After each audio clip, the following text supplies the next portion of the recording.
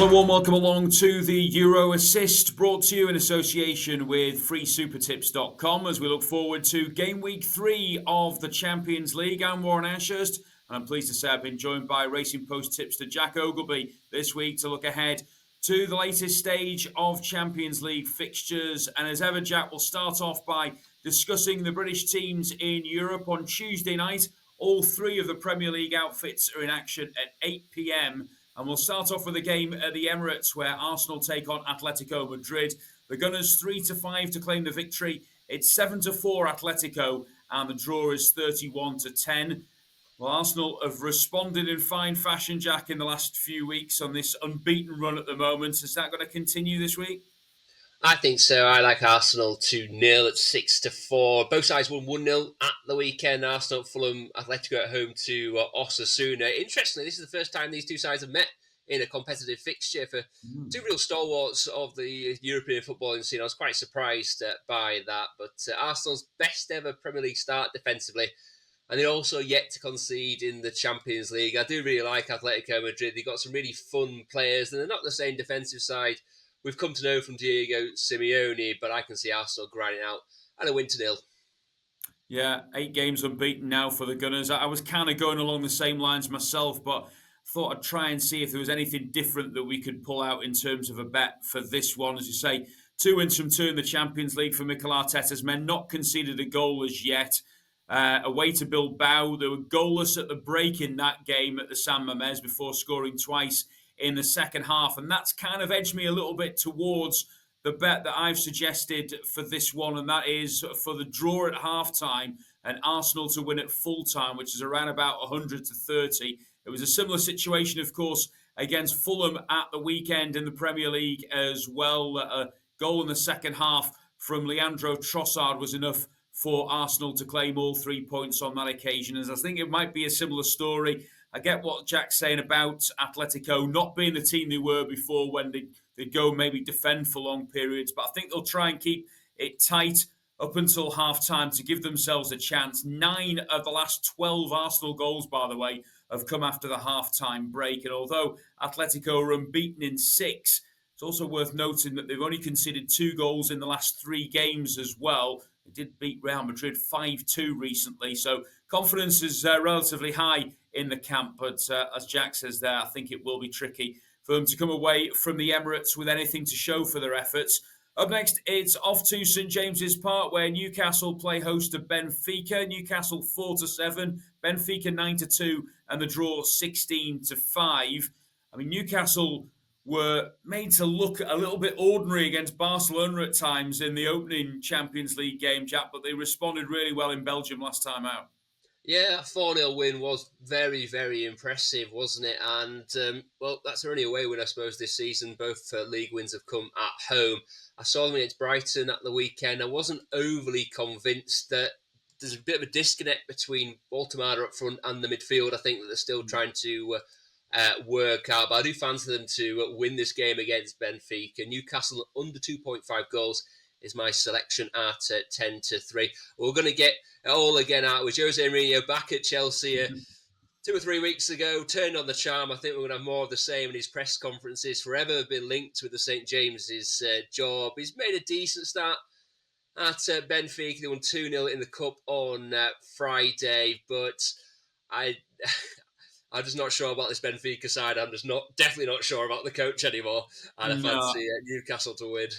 I think he's working with a team which is quite limited, to be honest. I mean, they have kept clean sheets in the last 2 games, including a 0-0 draw at major rivals Porto in the Portuguese league. But as we well know, Newcastle are a much different team at home than they are away from St James's Park. And that 3-1 defeat at Brighton on Saturday indicated that. I'm actually going to go with Nick Voltemade to be the goal scorer here for Newcastle in a winning home side. He's been the shining light, really, hasn't he, in what's been an inconsistent season for Eddie Howe's men. He scored in the last 4 games, but he also takes the penalties as well, which obviously is a big factor. And at 11-10 as the anytime goal scorer, I think Voltemade looks like a decent bet. Let's look at the third game then, involving the English clubs on Tuesday evening, and that's at El Madrigal, where Villarreal play host to Manchester City. The home side are 100 to 30 to claim the win. It's 8 to 11 City and 3 to 1 the draw. I mean, looking at this on paper, Jack, it looks like an away win every day of the week. Yeah, you've got a fancy City, haven't you? They're just suddenly doing that thing they do where they put a run of unbeaten games together, wins, draws, it doesn't matter. They're not lost since losing at Brighton towards the end of August. I couldn't quite find enough value in the match prices, really, but it'll be no surprise. I'm going to be tipping up Erling Haaland as the first goal scorer. Limited guesses were needed when he netted against Everton twice again. He's been in fantastic form, scoring 11 games in a row. 11 goals in 8 Premier League games, 3 in the Champions League, and a hat-trick for Norway. Villarreal did really well to strike late against Real Betis and draw 2-2 in their last game. However, he's just unstoppable, and I fancy him as the first goal scorer. Yeah, it's hard to make a case against him, isn't it, at the moment? I'm going to go, though. Well, I was tempted just to go for City to win because I actually think 8 to 11 is a pretty decent price, but I actually think Man City to score in both halves at 11 to 8 offers good value in this game. They just seem to be firing on all cylinders at the moment, particularly Haaland, as Jack's already mentioned. They've scored 10 goals in the last 4 matches now and have scored 4 times in their first 2 Champions League matches as well. They did win 3-0 on their last visit to El Madrigal. That was way back in 2011 when Yaya Touré and Mario Balotelli were on the score sheet that time round. I wouldn't be surprised to see a similar scoreline this time when you consider that Villarreal have not won any of their last 3 games in all competitions and conceded 7 goals in those 3 matches. Just 1 clean sheet as well in the last 9 fixtures. And I could see this being a relatively comfortable win for Manchester City. On to Wednesday night's action now, and again, all 8 p.m. kickoffs involving the Premier League teams, and we'll start off with a game at Stamford Bridge where Chelsea play host to Ajax, and Chelsea 2-9 to claim the win here. Ajax as big as 10-1, and the draw 6-1, and I think that 10-1 tells its own story, Jack. It does. Ajax are in a total mess at the moment. They lost to Alkmaar at the weekend. Johnny Heitinger, remember him? He's the coach these days, and he said in the press conference afterwards there was going to be challenging weeks ahead, which is the type of thing that sends you looking for the F5 button on their website, trying to refresh and wait for the statement that they've parted company, but with great respect. They've lost 2-0 to Inter, 4-0 against Marseille. They look nothing like where we expect Ajax to be at the moment, both on and off the field, you have to say. Chelsea, they weren't up to much, I didn't think, in the first half against Nottingham Forest, but came through to be comfortable 3-0 winners. That's their 3rd win in a row, and I fancy them for another home victory and 2-0 on this occasion. I just don't think Ajax have got anywhere near enough to trouble them. Yeah, the visitors currently 4th in the Eredivisie, which probably tells its own story. And as Jack's already alluded to there, well beaten in their first couple of Champions League games. Yeah, I thought Chelsea were pretty poor in the first half against Forest, but much better in the second half. And although there's no Cole Palmer and João Pedro is suspended for this game as well, I just think that Chelsea will be too strong. But looking for a bit of value, my suggestion here is Pedro Neto to score at any time. It's around about 13-10. I thought he was outstanding in the second half at Forest, and he seems to perform better when he's the main man. Certainly did when he's in his time at Wolves, and I think now with no Palmer and João Pedro on Wednesday night, then it's down to him really to hold the fort from an attacking point of view, and I think Neto could well prove to be the key man for Chelsea on Wednesday night. We're going to head to Germany next for another 8 p.m. kickoff. Eintracht Frankfurt against Liverpool. The hosts 4-1 to win this game, 4-7 Liverpool, and 7-2 the draw. It's been well documented, Jack. It's now 4 straight defeats for Arne Slot and Liverpool. I mean, what did you make of the defeat to Manchester United? Was it as bad as people made out in some quarters, or do we think on another day they could have picked up the win? It's never as bad as people make out, is it? But 4 defeats in a row, not quite crisis, but maybe approaching it. I was quite impressed by Manchester United's nuts and bolts performance, actually, and the fact they kept going for the win. I was a bit worried about Liverpool's throw them all on and see what we can get at the end. And I was also a bit worried by Ibrahima Konate's had a bit of bad press, hasn't he, in recent weeks with performances, but Virgil van Dijk just seems to be getting deeper and deeper with every game, and there's no real protection at the moment for the defence from the midfield, and there's a big gap for teams to exploit, and I think Frankfurt can actually do that. I'm going over 3.5 goals at evens in this game. Eintracht is so entertaining to watch. Over 3.5 goals has been a real feature, and both teams have scored in 8 of their last 9, including Sunday's 2-2 at Freiburg. Might be something to look for, the curse of the former player, Hugo Ekitike, returning to Frankfurt. And it's a bit of a loaded question, Warren. Do you know where Michy Batshuayi plays football these days? Well, funnily enough, I think that you've kind of read the script in terms of Ekitike for me. But go on, tell me about Batshuayi. Well, he's at Frankfurt. He's not scored so far this season. But 32, I was surprised to see that. But he would be a value proposition for someone. I don't, maybe Yeah. not me, but for something different. But yeah, I can only see goals in this game. Over 3.5 is my tip. No, I do think goals written all over it, the way that both of these two teams are playing at the moment. Certainly Eintracht Frankfurt scoring and leaking at both ends, and Liverpool pouring numbers forward in order to try and get back to winning ways. And the defeat against Galatasaray in the last Champions League game was probably more concerning than the defeat against Manchester United in the league at the weekend. I think Hugo Ekitike has got to start this game. Most people would probably have been scratching their heads a little bit that he didn't get more time against United off the bench on Sunday, but got a point to prove now against his former club. He got 15 goals in 33 appearances for Frankfurt, and he's around about evens to score at any time on Wednesday. As Jack said there, Eintracht 7th in the Bundesliga, already lost 3 of their opening 7 league games, and second top scorers behind Bayern, though, with 19 goals in 7 games. But they've also conceded 18 at the other end. So it could be a goal fest. And as I say, I think Ekitike will probably start, and I fancy him to get on the score sheet. Up next, it's the clash between Monaco and Tottenham at the Principality. Monaco 2-1 to claim the victory. Spurs 13-10, and the draw 5-2. Two pretty unpredictable teams here, Jack.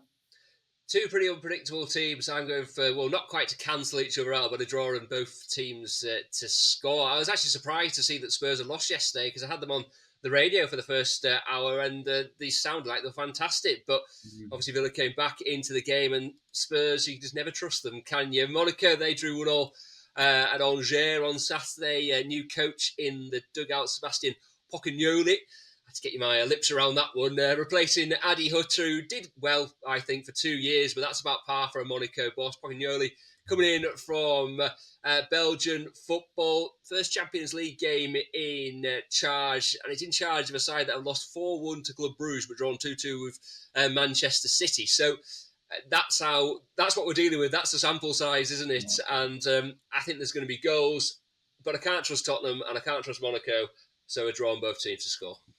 Okay, well, I've got slightly more trust in Tottenham because I think they look better away from home than they do at home at the moment. And I have to say, I watched Monaco against Club Brugge in game week 1, and they were awful when they were hammered by the Belgian side on that occasion. And I just think that Spurs should have too much for them. They were slightly fortunate as well to get that late draw against Manchester City in game week 2. They've not won any of the last 4 games now, hence the change of manager, of course. As I say, Spurs looking better away from home recently, unbeaten in 5 matches on the road. And I think that's a pretty healthy price of 13-10 for Tottenham to claim all 3 points. That's the British clubs covered then this week. We're going to turn our attentions now to the game of the week, and that sees Real Madrid against Juventus in the clash at the Bernabeu, a repeat of the 2016-17 final, you might remember, in Cardiff, when Real won by 4-1 on that occasion. A bit of a gulf that night, Jack, and an even more a bigger gulf, I'd suggest, between these two sides as they stand at the moment. Well, I think so. They also met in the summer at the Club World Cup, and Gonzalo Garcia scored the only goal for Real Madrid in their 1-0 win, and they were pretty rudimentary, weren't they, during the summer as Xabi Alonso was coming in. They beat Getafe 1-0 on Sunday evening. Kylian Mbappe scoring the goal. My tip is actually for him to score twice in the game at 3-1. Did it against Marseille. Hat-trick against Kairat in Kazakhstan. Juve have got a big problem. Gleison Bremer is out for an unspecified amount of time with a knee injury, and he's been keeping it all together. Their season faltered last season when he got injured, and they even changed shape at the back from a back 3 to a back 4 for Sunday's 2-0 defeat at Como. There's so much pace in this Real Madrid team. They've got defensive foibles, but Juve, they don't convince me going forward, and they're not convincing me at the back now. Bremer's injured. No, I mentioned earlier on, of course, that shock 5-2 defeat at the hands of Atletico Madrid for Real recently, but they've bounced back pretty well since then, you have to say, and they do look too strong for Juventus. Real Madrid 1-2 to claim the victory on Wednesday. It's 7-2 the draw and 19-4 Juve.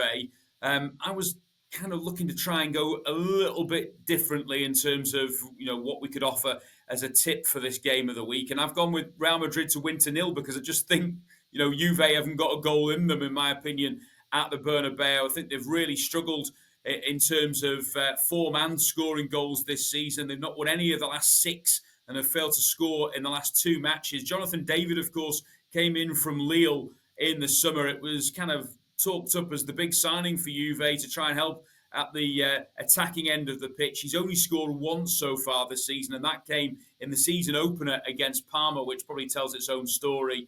Real Madrid look like they're made for a Champions League bid again this season under Xabi Alonso, and as I say, I think they'll probably win 2-0 on Wednesday evening. And we're going to stick with the Real Madrid-Juventus clash for our bet builder selection for week 3 of the Champions League. And, the bet builder is no small price either. It's around about 18-1. Jack, you mentioned Mbappe there and him being in red-hot form, and the first leg is going to be for him to score 2+ goals. Yeah, you can't go away from that, can you? He's done it in both Champions League games so far, and Juve's problem, I don't want to name check people or anything, but Lloyd Kelly at the heart of the defence, it just doesn't convince me, and I think Mbappe can run right. Yeah, I think the way that he's playing at the moment, a little bit like Haaland and Mbappe, almost impossible to stop at this stage. We're also going for most corners to be for Real Madrid in the game as well. The stats in La Liga show you that they're averaging 5 corners per game in the league. They won 6 corners at Kairat last time out in the Champions League, and they won 9 in the home clash against Marseille in game week 1. So Real Madrid to have the most corners in the game is leg 2. And leg 3 is in the yellow card options because we're going for Teun Koopmeiners, the former Atalanta man, to be picking up a yellow card on Wednesday night. There's been 11 yellows and 1 red for Juve in Serie A so far this season. And 3 of those cautions have been handed out to Koopmeiners. Juventus are going to try and have to keep Real really at arm's length, particularly in the midfield, so the ball doesn't get through to the likes of Mbappe and Vinicius Jr. And you'd have to say that Koopmeiners is going to have to play a key role if Juve are going to get anything out of the game, and that might mean him treading a fine tightrope in terms of a potential yellow card. And he picking up a caution is the 3rd leg of this week's Bet Builder. So just to remind you again then of the Bet Builder selections for the feature game, and it comes to around about 18-1. Mbappe to score 2+ goals, most corners Real Madrid in Wednesday's game, and Koopmeiners to be booked as well. Just a quick word before we leave people, Jack, about the Champions League so far and the outstanding teams for you to date. Anybody really caught your eye who maybe you weren't expecting? Well, I thought, maybe not expecting, but I thought Barcelona were probably better than I thought they were going to be at Newcastle, but their domestic form's been a bit shaky. Real Madrid, as you say, they've got real defensive issues, but they just look built for a Champions League assault. And Arsenal's defensive record, you've got to fancy them to go further than last season's semi-final. Yeah, at the moment, Bayern Munich, of course, top the table. Real Madrid and PSG also in the top 3 as well. So all of the big names there or thereabouts after 2 weeks of the Champions League. And it's a game week 3 to certainly look forward to. As you say, just to mention the other games that are taking place, the early kickoffs on Tuesday see Barcelona against Olympiacos and Kairat against Paphos. Both of those are 5:45 kickoffs UK time. The other 8 o'clock games that we've not mentioned on Tuesday, Bayer Leverkusen against PSG, FC Copenhagen take on Borussia Dortmund, PSV against Napoli, and Union Saint-Gilloise against Inter Milan. Whilst on Wednesday evening, the early kickoffs see Athletic Bilbao against Karabag, Galatasaray take on Bodo Glimt, and at 8 o'clock, Atalanta against Slavia Prague, Bayern Munich face Club Bruges. It is Real Madrid, as we say, against Juventus, and Sporting Lisbon against Marseille. That just about wraps up then another edition of the Euro Assist this week. A big thanks to Jack for his input on this week's show. Don't forget, of course, to like, subscribe, and comment on the Racing Post YouTube channel. The domestic version of the Assist will return on Thursday. Make sure you join us as ever for that. But for now, enjoy your midweek European football, and please remember to gamble responsibly.